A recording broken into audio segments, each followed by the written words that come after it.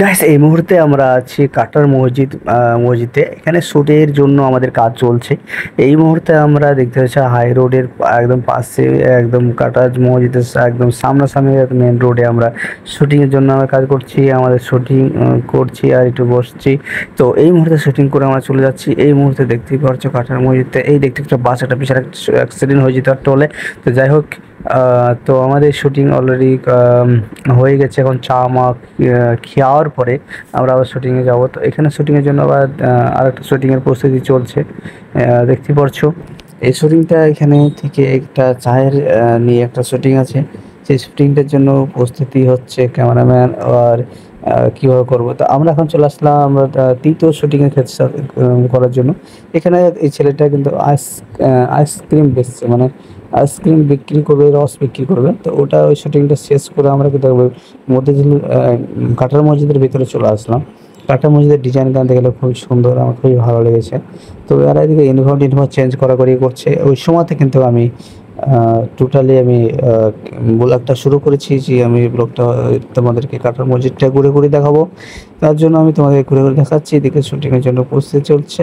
4 নম্বর shooting শেষ করে আমরা 5 নম্বর শুটিংয়ের জন্য আবার সেই দোকান চলে আসলাম। দোকানের কাছে আবার এই ড্রেস করার জন্য। তো আমাদের কিছু ড্রেস চেঞ্জ করার ব্যাপার আছে, তো বারবার আমরা এখানে চলে আসছি। আর প্রচুর পরিমাণে রৌদ্র, তো ওই কারণে। তো এই সাইডটা তোমার লালবাগ আর যাচ্ছে আর জিয়াগঞ্জ যাচ্ছে।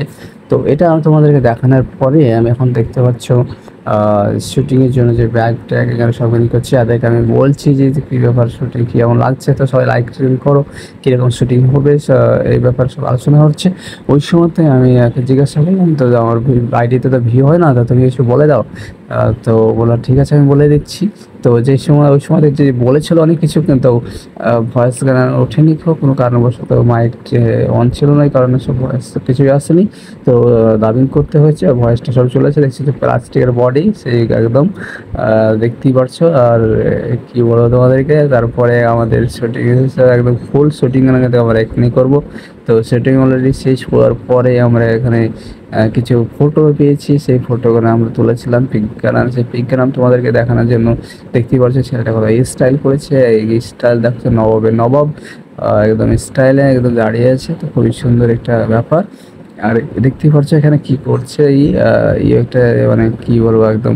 তো সেই ফটোগ্রাফি বিজ্ঞান খুব ভালো হয়েছিল। আর এখানকার যারা কে কোথা থেকে দেখছো মুর্শিদাবাদের বাইরে থেকে, তারা আশা করি সবাই তোমার কাটার মসজিদ চিনো বা মুর্শিদাবাদের যে হিস্টোরিক্যাল সব কিছু প্লেসগুলো তোমরা চিনো।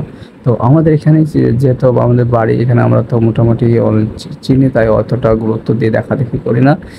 যারা বাহির থেকে যতটা আসে জানে ততটা আমরা জানি না। তো লাইক কমেন্ট